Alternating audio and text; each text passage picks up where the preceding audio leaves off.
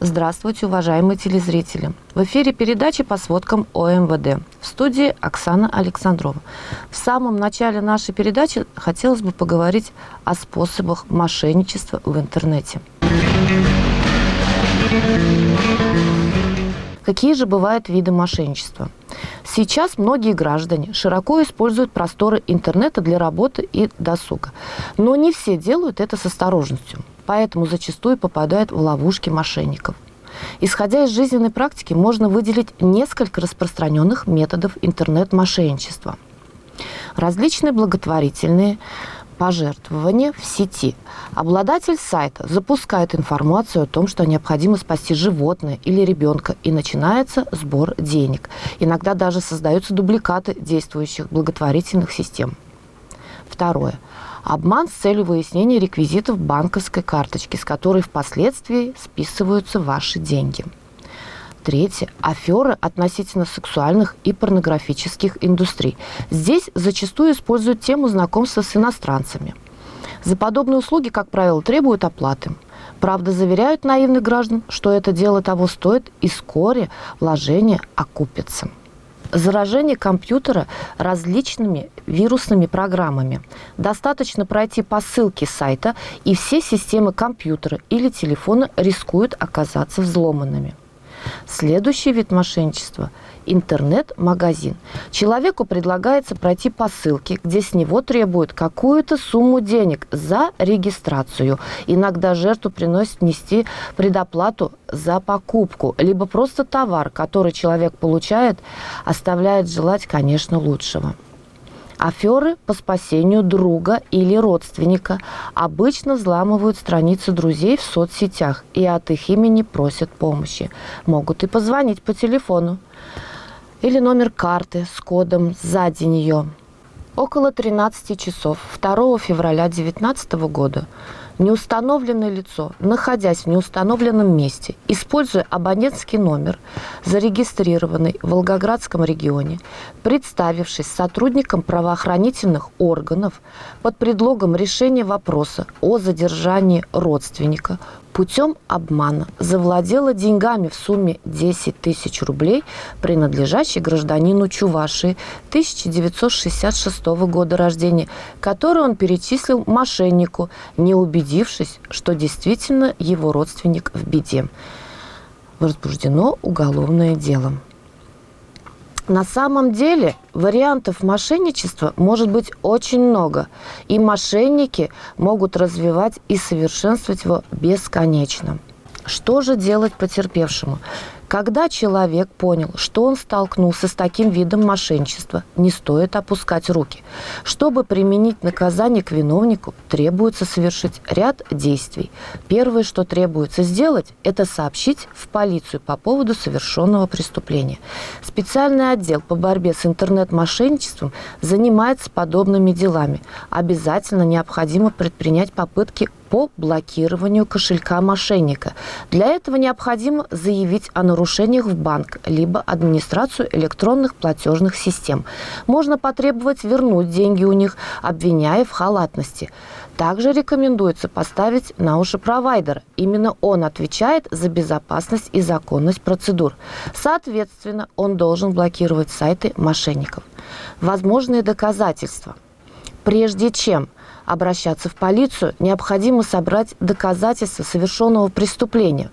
Например, платежные документы, подтверждающие оплату, подтверждение администрации платежных систем об оплатах, квитанции курьерских служб, если мошенничество заключается в поставке некачественного товара, видео и аудиозаписи разговора с мошенниками. Вся возможная информация о мошенниках, скриншоты, документации, реквизиты карт, кошельков и тому подобное. Данные доказательства необходимо обязательно предоставить в полицию при обращении с заявлением о совершенном мошенничестве.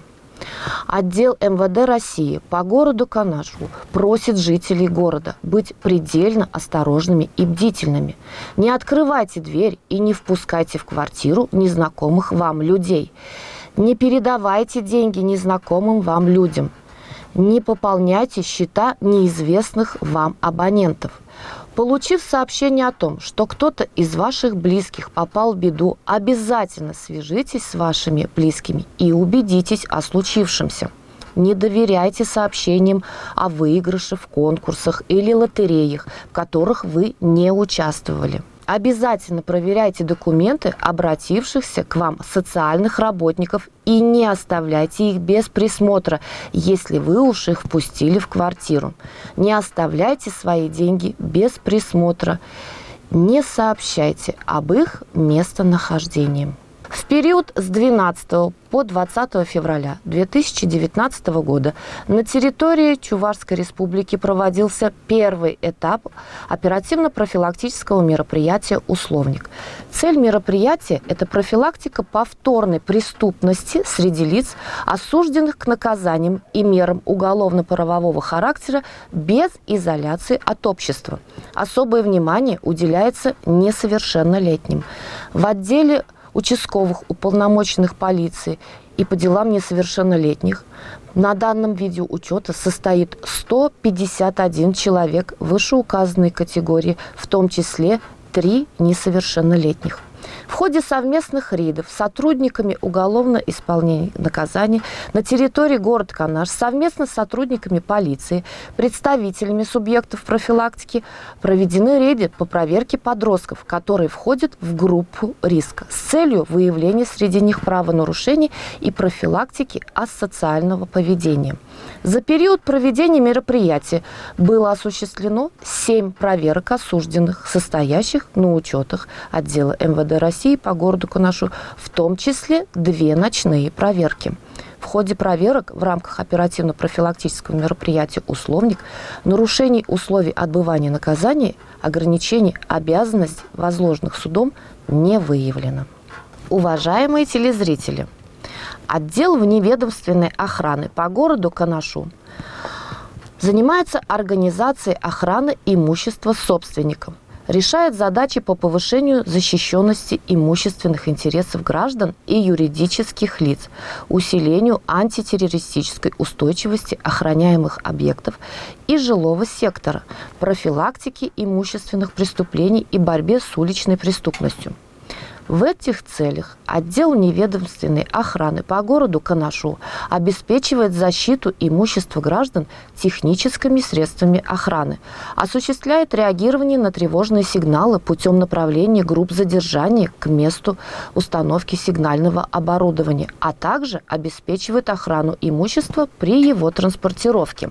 Охрана имущества заключается в деятельности, направленной на исключение несанкционированного доступа посторонних лиц к охраняемому объекту, обеспечение неприкосновенности охраняемого имущества от противоправных посягательств, а также в своевременном пресечении подобных деяний. Таким образом, в целях предотвращения краж, грабежей и других преступлений против собственности отдел вневедомственной охраны по городу Канашу предлагает следующие виды услуги. Централизованная охрана объектов и обособленных помещений, централизованная охрана имущества арендаторов и третьих лиц, размещенных внутри охраняемых охраной объектов. Также осуществляет контроль за состоянием целостности шлейфов охраны сигнализации помещений учебных заведений. Мониторинг состояния тревожной сигнализации на объектах, расположенных вне зоны действия ПЦО, посредством использования радиосистемы передачи извещений по каналам сотовой связи. Контроль за состоянием тревожной сигнализации при использовании в качестве кнопки вызова полиции сотового телефона собственника. Охрана устройств самообслуживания, банкоматы, терминалы, охрана подвижных объектов, автотранспортных средств, определение местоположения на электронной карте местности при поступлении сигнала тревога для обеспечения максимально быстрого реагирования нарядами вневедомственной охраны с использованием системы навигационного спутникового мониторинга «Алмаз». Более подробную информацию о расценках, услугах, предоставляемых вневедомственной охраной, вы можете узнать в территориальном подразделении вневедомственной охраны по адресу город Канаш, улица Толстого, дом 12. Телефоны 2 16 30, 3 69 20, 3 69 03.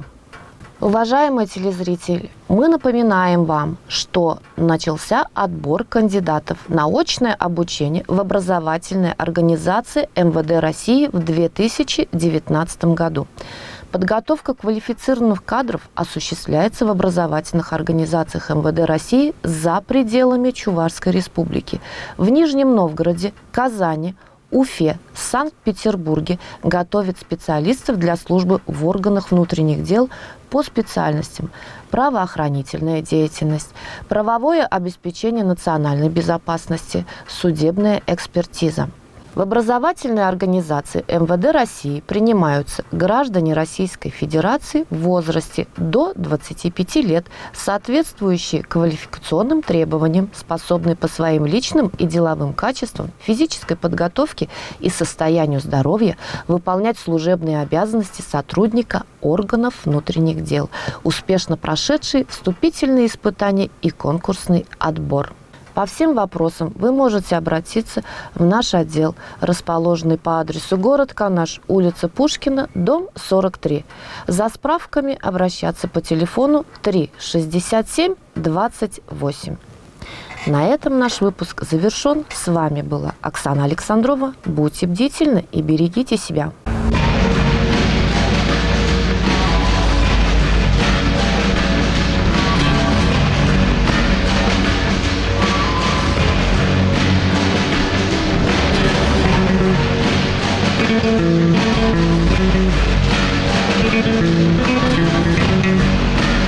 Thank you.